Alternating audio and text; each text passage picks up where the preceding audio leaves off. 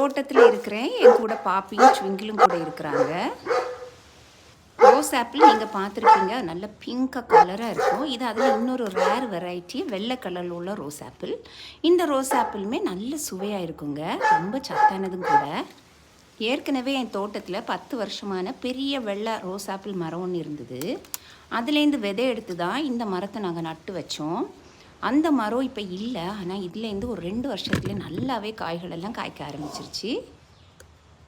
என்ன என்ன என்ன 2 பேரும் என்ன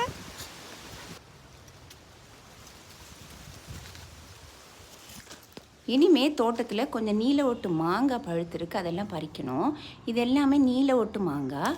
ஏற்கனவே நான் 1 மாதத்துக்கு முன்னாடி கொஞ்சம் பறித்து பழுக்க வச்சேன். இந்த மாங்காய் எல்லாமே மரத்துலேயே அப்படியே பழுத்து நிற்கிதுங்க.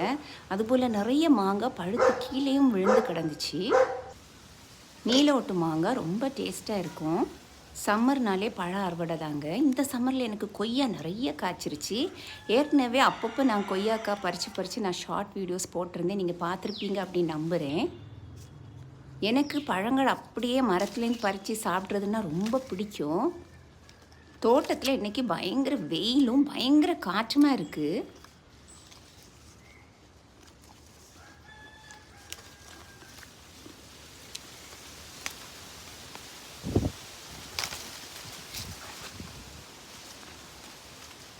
இப்போ நீங்கள் பார்க்குறது மில்க் ஃப்ரூட் மரம். அதில் நிறைய பூ காயுமாக வச்சுருக்கு. புளிச்சிக்காலே நிறைய காய்கள் இருக்குது. இதெல்லாம் பறித்து ஃபிஷ் கறியில் போட்டால் ரொம்ப டேஸ்ட்டாக இருக்கும். பிக்கிளுக்கும் இது ரொம்ப நல்லாயிருக்கும். புளிச்சிக்கால நான் ஒயின் கூட பண்ணுவேன். ஆல்ரெடி லாங் வீடியோ என் சேனலில் இருக்கும், நீங்கள் கார்டன் பிளேலிஸ்ட் போய் பாருங்கள், ரொம்ப ஹெல்ப்ஃபுல்லாக இருக்கும் உங்களுக்கு.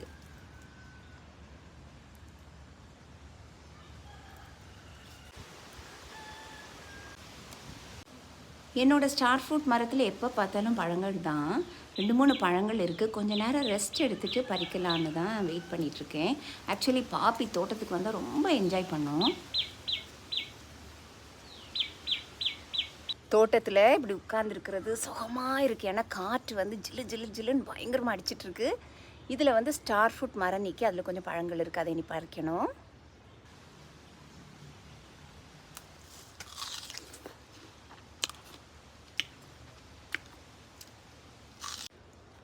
இனிமேல் செரி மரத்தில் நிறைய செரி பழுத்திருக்கு, அதை தான் பறிக்க போகிறேன்.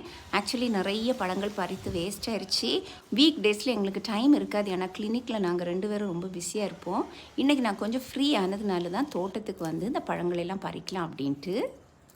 என்னோடய சேனலை பாருங்கள், சப்ஸ்கிரைப் பண்ணுங்கள். Happy gardening.